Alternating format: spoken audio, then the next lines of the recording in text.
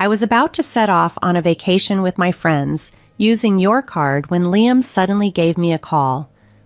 I had been observing his late returns home and his secretive conversations with Margaret, which had struck me as odd. Was he concocting some sort of plan with her from the start? I had my suspicions that they were collaborating on a scheme, but fortunately I was ready for whatever they had in store. Perhaps I should feign shock when I confront him. "Oh, really? Explain." Although I was well aware that Liam had planned to leave for a trip today, it's astonishing if he thinks he can deceive me. Until now, I've maintained my composure, but today my patience wore thin, and I felt a strong desire to retaliate. It's time to stand up to these infuriating siblings.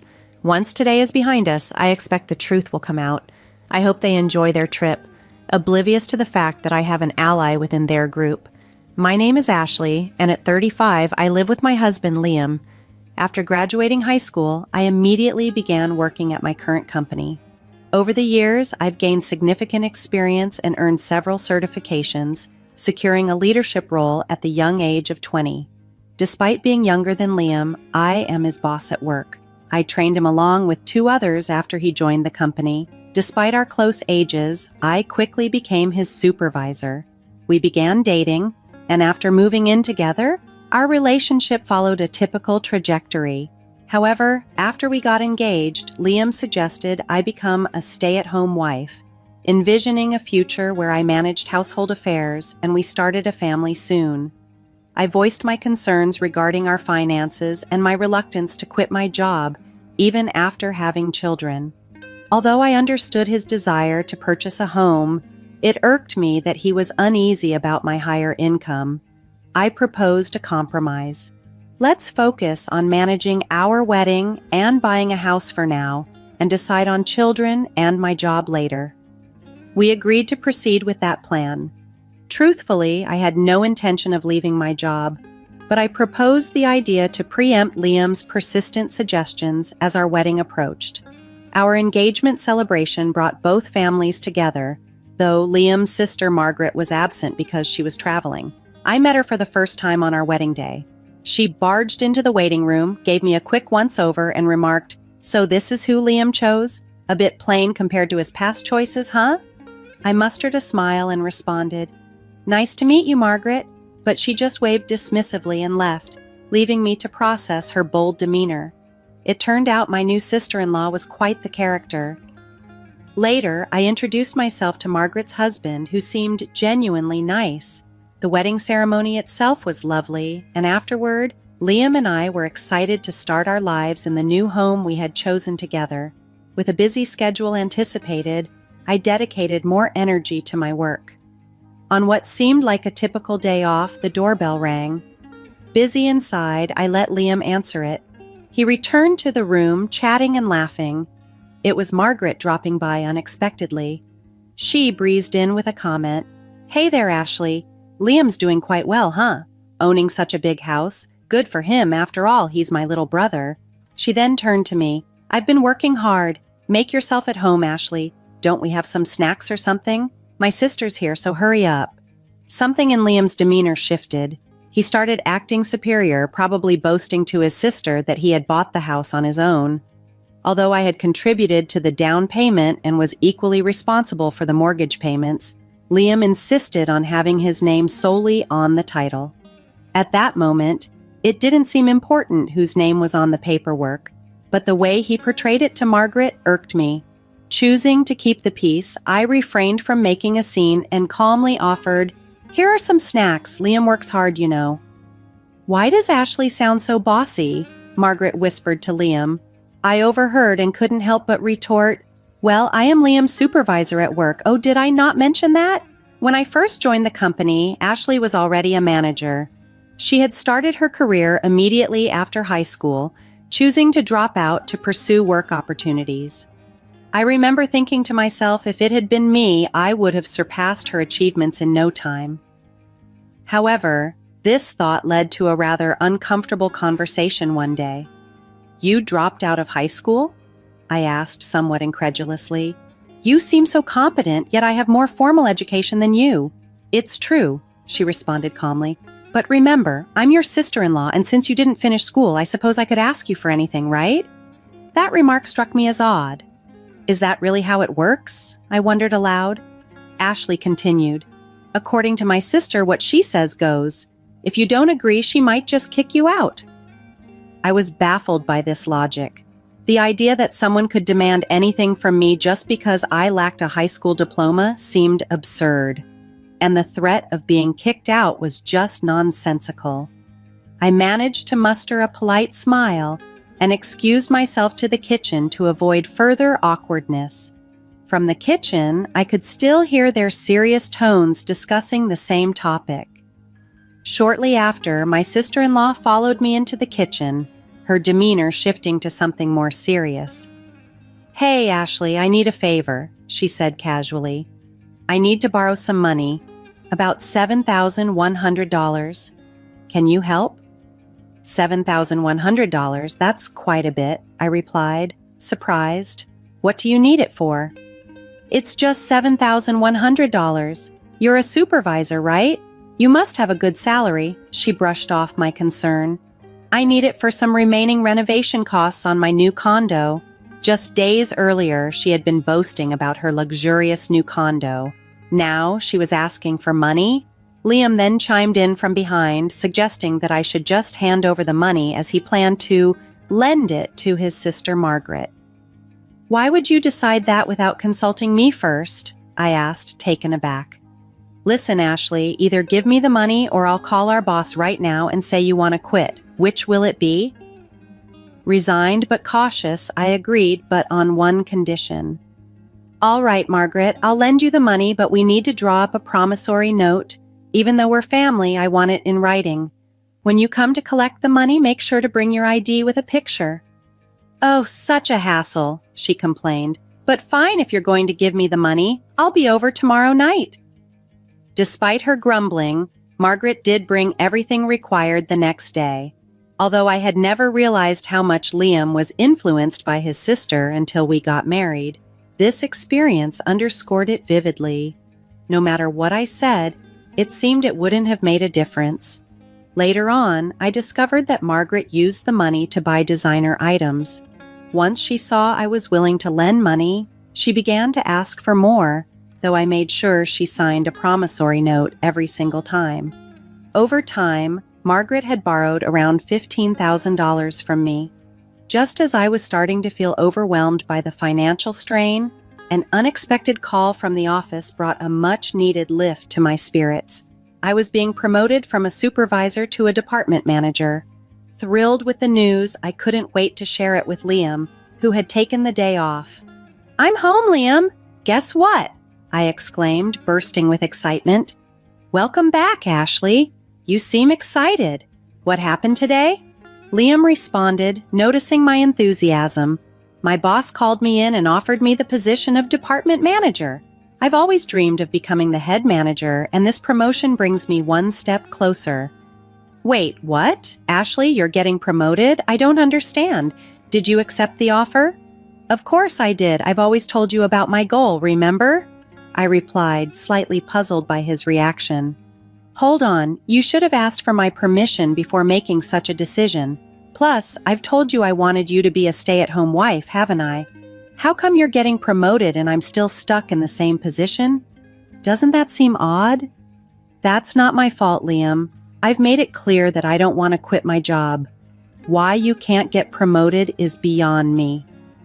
Shortly after our exchange, Liam made a phone call, and I had a sinking feeling he was speaking to his sister.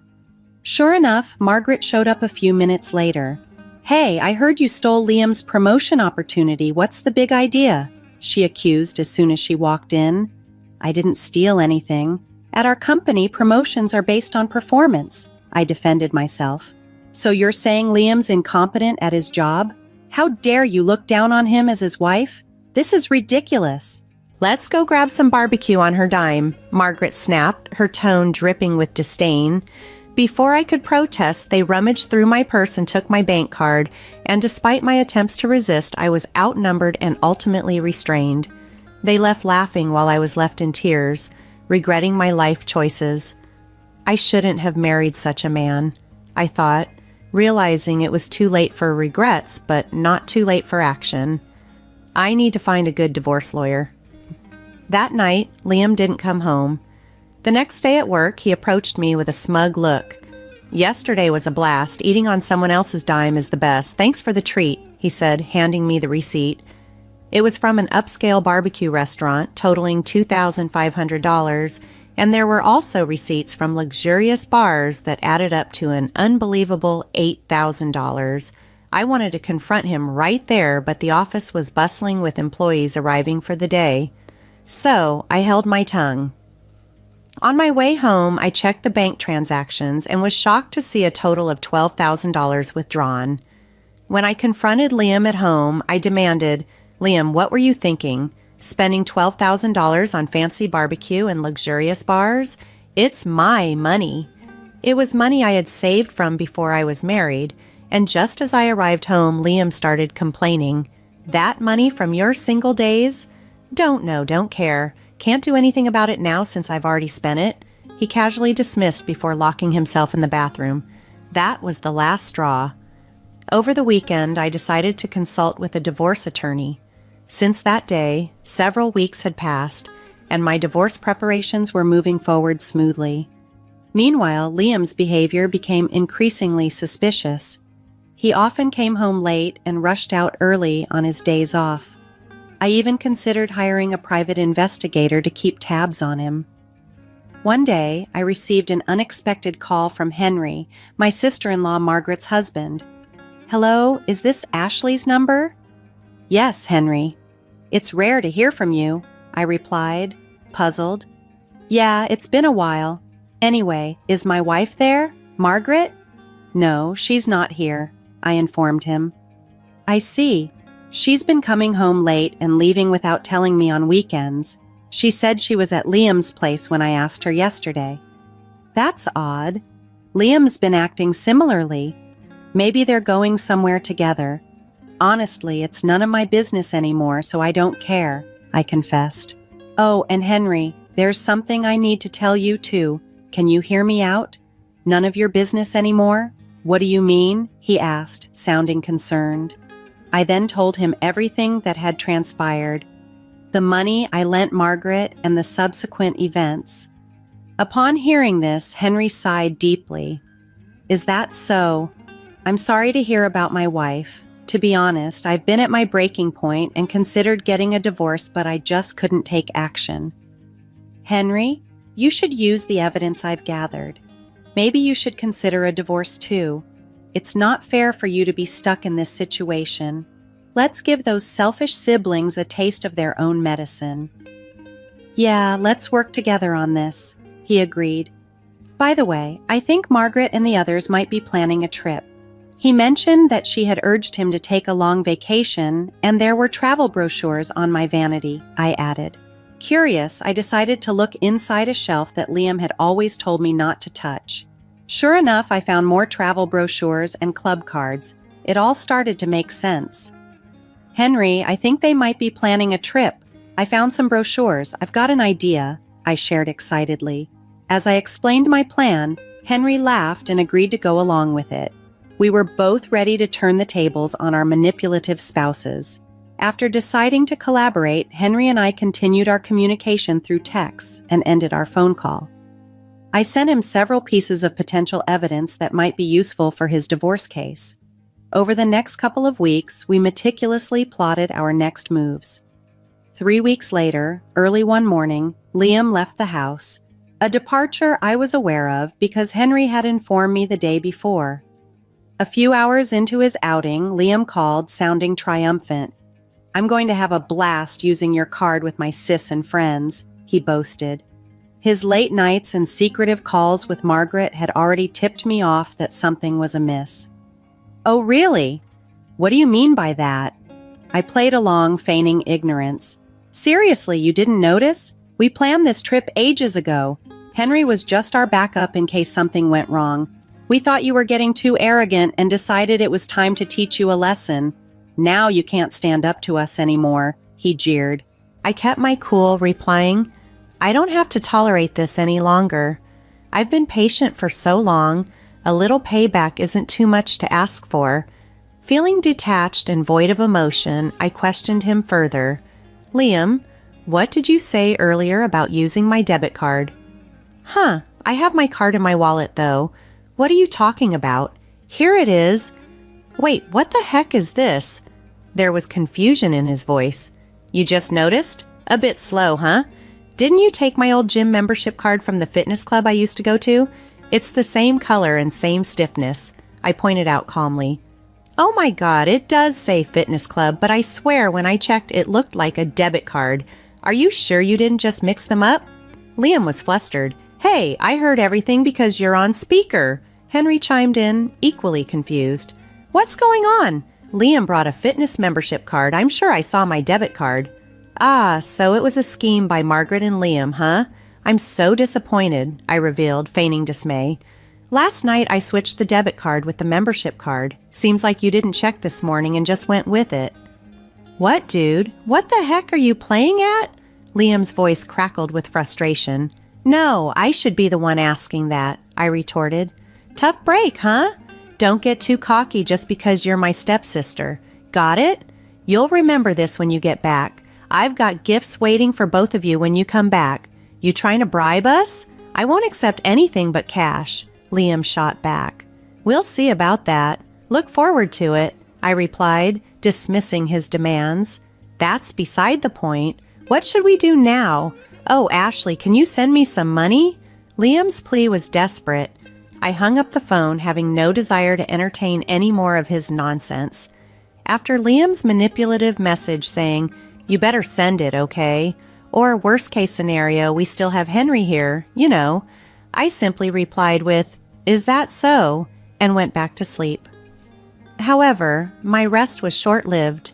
I was jolted awake in the afternoon by the incessant ringing of my phone, and the screen lit up with a staggering number of missed calls and messages. First, I dialed my brother-in-law, and then I took Liam's call. Hey, finally, send the money ASAP, please. It's so cold I think I'm going to freeze. They were in Alaska, and considering it was February, you can imagine just how freezing it must have been. Seems like my plan worked, I mused aloud. Really? You said Henry would help, right? Or is he not there? Liam's voice held a note of desperation. What? You know something? Anyway, it's freezing and Henry's not here, he continued, sounding bewildered. Should I clue you in? Since you and Margaret teamed up, Henry and I did too. Simple, right? Now, do you get why I entertained you guys for so long on that first call? To buy time? And Henry? He hopped on another plane and is coming back here, I explained, satisfaction tinting my tone. What's your deal with my husband, huh? Don't tell me you're wrong. We teamed up to get back to you. Now find your way back. See you. With that, I hung up. Henry should be arriving here soon. I decided to call my lawyer. We had our final meeting regarding the divorce before Liam and the others would return. Why did I gather everyone here? I pondered aloud, knowing that Liam and his group would surely confront me upon their return. A few hours later, as soon as Liam and his group returned, they started yelling, Ashley, hey, what the hell? What were you thinking? Be prepared to move out, okay? Henry's with you, isn't he? Why did you even come back first? Unbelievable. You okay with me leaving you? Apologize. Shut it! Sit down! Henry, unusually assertive, shouted, stunning Liam and his companion into silence. The lawyer promptly handed out his business cards to both of them. They looked dumbfounded as they stared at the cards. Well, here's a gift from us, Henry and I said, handing them a stack of papers. As they read through them, their faces turned pale. Wait a minute, this mentions property division. You're not saying it's about divorce, are you? Liam stammered in disbelief in his voice. It's written online too. It's a divorce. And what did I do? Divorce has got to be a joke, right? Yeah, right. Henry scoffed. Let's head home. I'll go first, I declared, holding a stack of papers. I've been recording your outbursts, Liam, even that call from your vacation. You don't even understand what you've done. I can't continue this way with you. Are you sure about this? Liam asked, disbelief etching his voice. I said it, didn't I? I'm demanding half of the down payment from our house purchase, the rest of the mortgage, and repayment for the savings you squandered from my single days. I turned to Margaret, who was attempting to interject. And Margaret, you spent the money you borrowed from me and also dipped into my savings with Liam.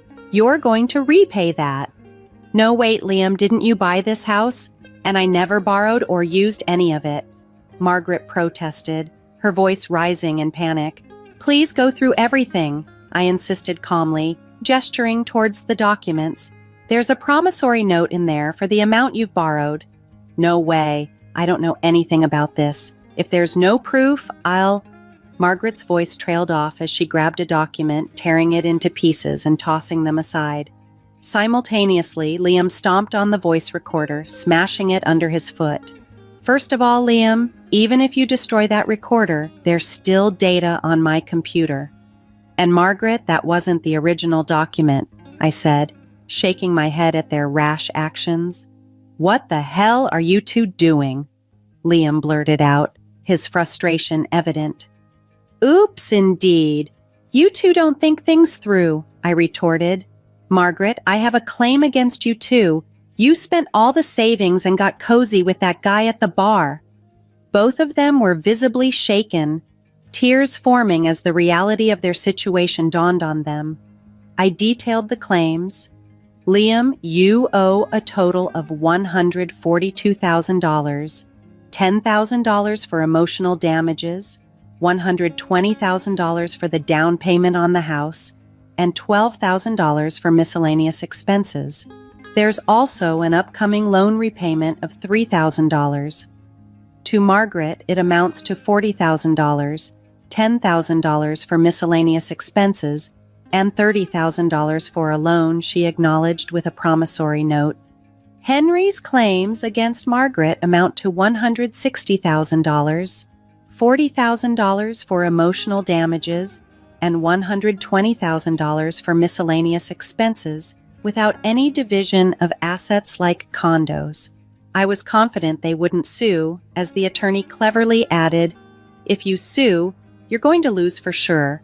No one will represent you and it'll just cost you more. Work hard on your repayments. With the settlement clear, I grabbed my packed belongings and left the house.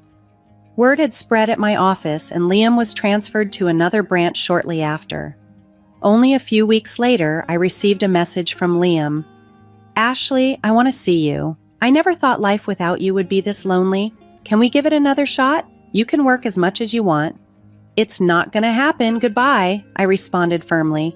Then a message from Margaret appeared. Ashley, it's Margaret. I think you should reconsider things with my brother. Why don't we live together? Maybe there's been some misunderstanding between us. I knew then that nothing had truly changed.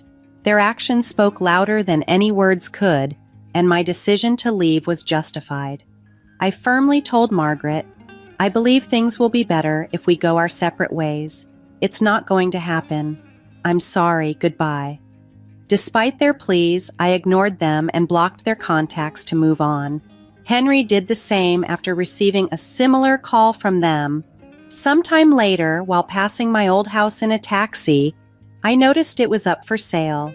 The financial settlements had been made in one go, and since I'd cut off all communication, I had no insight into how they were managing without the assets they once took for granted. As for me, life moved forward in positive strides. I relocated and purchased a condo, embracing a fresh start. Work has been fulfilling too. My boss recently informed me that I've been promoted to regional director, a position I've always aspired to. Additionally, I've started spending time with Henry outside of work. Despite the age difference, we have a lot in common and our conversations are effortless and engaging. There's a newfound ease in my life now, and things with Henry just feel right. Since the divorce, life has genuinely been looking up. I'm relieved I decided to leave, as it opened new doors and brought unexpected opportunities. As for what developed between me and Henry subsequently, that's a tale for another time.